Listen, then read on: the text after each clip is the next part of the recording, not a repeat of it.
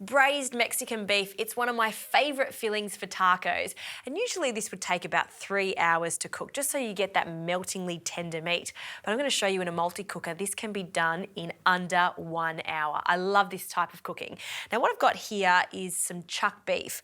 I've asked my butcher to give me a roast, and all I've done is cut it into 4 pieces.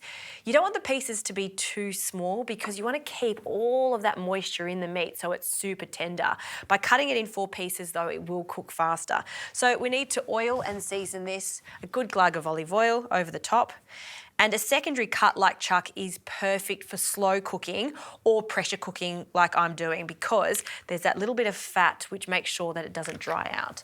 So a pinch of salt over the top, generous amount of salt. You can see there's quite a lot of meat here on all sides. You could also use some wonderful beef cheeks for this, even skirt steak works a treat. Okay, now I've just been preheating my multi-cooker. It's on the saute function, and this also sears it off, saves you from doing this in the pan, so everything's done in the one pot. So in with our beef, nice little sizzle there. So while that's searing off on each side, I love a good hit of coriander. I'm not going to use the leaves. These will keep for a salsa later on, but the roots and the stalks, so much flavour. So I'm just going to finely chop these stalks. I'll also slice 1 onion and lots of garlic.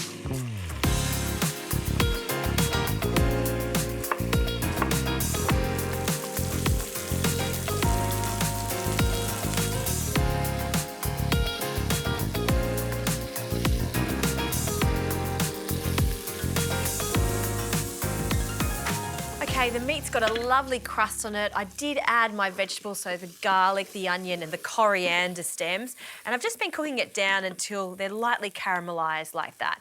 Caramelised onions are key to making a delicious sauce here. So onto the spices and dried herbs. I have a combination of dried oregano, you can add that now, along with some cumin.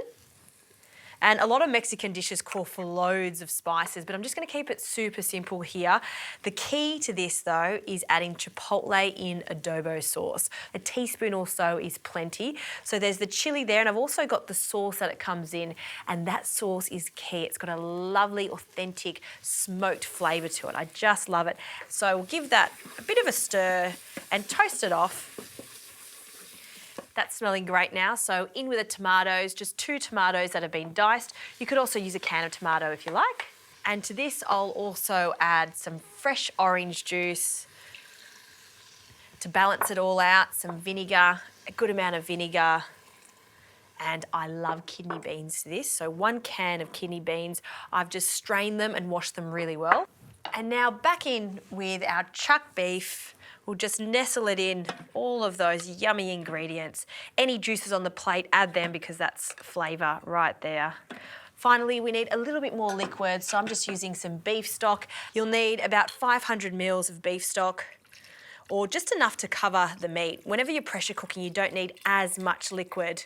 Okay, so now the lid goes on. We'll just lock it into place. I'll go manual, and this is going to cook for about 50 minutes.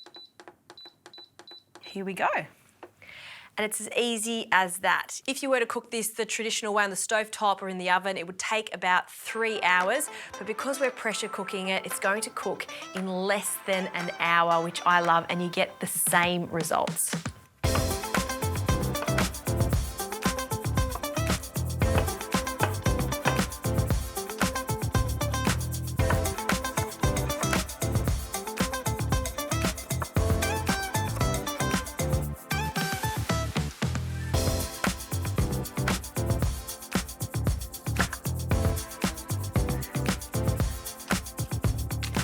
This has been cooking for 50 minutes. Let's have a look at it.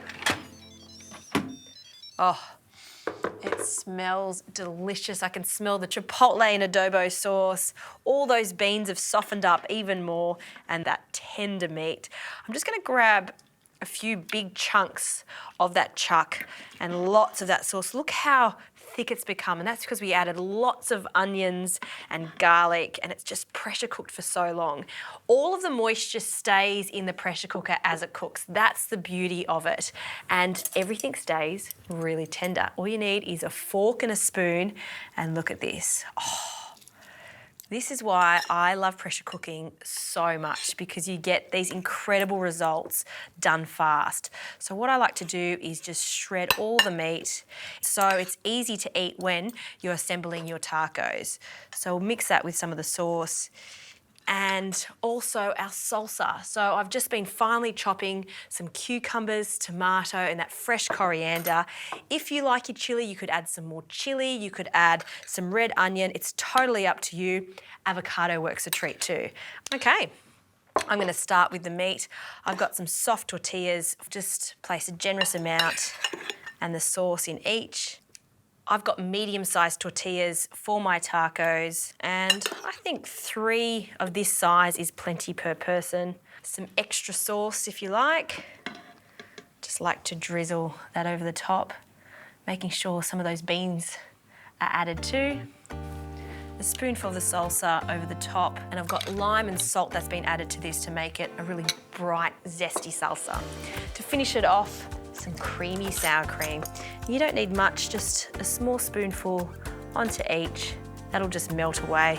You could add some cheese to this too if you like, but I'm gonna keep it really simple so it's all about that meltingly tender meat. This is a crowd pleaser. When you've got friends coming over, you're thinking, what can I cook them? Make them this. They are going to adore it. They really will.